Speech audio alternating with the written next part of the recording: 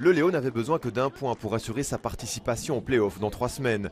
On passe tout de suite aux derniers instants de la rencontre. Le marquoir indique 2 partout. Il reste 20 secondes à jouer. L'essentiel est acquis pour les Hucquois. Et puis, il y a ceci. Une fusée d'Eliott Van Stree donc, qui donne aux Bruxellois 3 points inespérés jusque-là. On retiendra que le finish parce que notre match n'a pas été très solide. Ça fait déjà depuis qu'on est revenu de l'EHL, après le match contre Rennes-Zoort, qu'on a du mal un peu à retrouver ce niveau qu'on avait d'ailleurs en EHL. Dimanche après-midi, tout a effectivement mal débuté pour les Hucquois. Après un premier carton équilibré, le B ouvre la marque. Perez s'infiltre dans le cercle et s'en va battre Ennais pour le 0-1 après 19 minutes.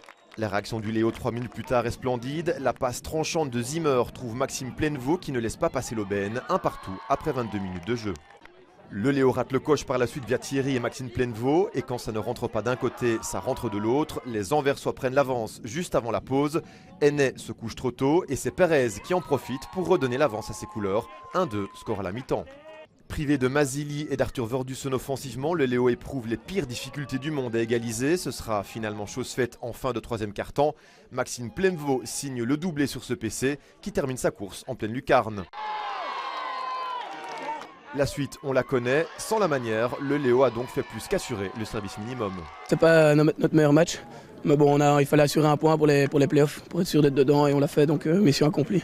Grâce à cette victoire, le Léo est même certain de terminer à la 3e place en fin de phase classique. Les Hucquois qui affronteront donc le 2e en demi-finale des playoffs.